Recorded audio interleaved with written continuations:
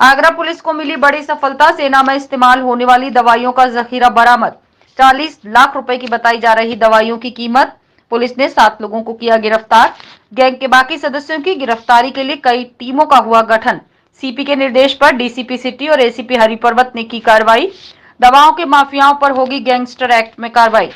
देखिए, एसीपी हरिपर्वत और CO ANTF के संयुक्त नेतृत्व में थाना हरिपर्वत एएनटीएफ टीम और एसओजी सर्विलांस नगर जोन टीम ने एक बहुत बड़े रैकेट का अनावरण किया है। जो डिफेंस पर्पस के लिए जो दवाएं होती थी, डिफेंस हमारे जो एस्टेब्लिशमेंट हैं उसमें जाने के लिए, उनको वहां से साइफन करके ले आते थे और उनके स्टिकर पे जो फॉर डिफेंस पर्पस ओनली लगा होता है उसको थिनर का इस्तेमाल करके मिटाते थे और फर्जीवाड़ा करके उस पर नई प्रिंट लगाते थे, नया मैन्युफैक्चरिंग और नया एमआरपी लगाते थे और उसको लोकल मार्केट्स में सप्लाई करते थे।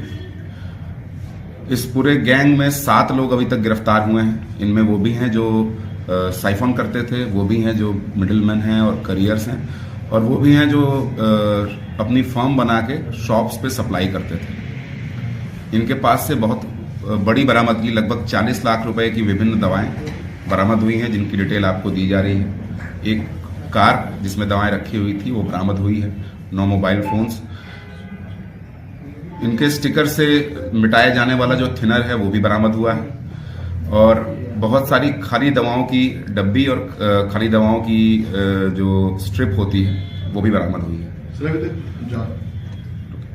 और इन सभी को अभियोग पंजीकृत करके माननीय न्यायालय के समक्ष प्रस्तुत किया जा रहा है। इन 7 लोगों के अलावा जो हमारी पूछताछ में सामने आया है, अन्य भी बहुत सारे लोग इस दवा मार्केट और सप्लाई चेन के हैं जो इसमें इन्वॉल्व हैं और केवल आगरा में ही नहीं, पूरी बाहर के भी विभिन्न जो दवा मार्केट है उसमें इन दवाइयों को सस्ते रेट पे बेच के और अवैध धनार्जन करते हैं। और जैसे विवेचना आगे बढ़ेगी इन सभी लोग को अकाउंट फॉर किया जाएगा।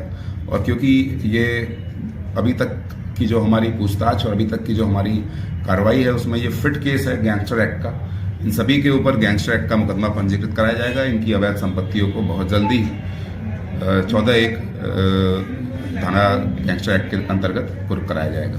जो गैंग लीडर है वो कौन निकल के आया सर अभी तक की जांच में कैसे? देखिए, आगरा में एक फरहान नाम का व्यक्ति है, एक ग्वालियर का रहने वाला महेंद्र नाम का व्यक्ति है, ये और एक नीरज नाम का व्यक्ति है।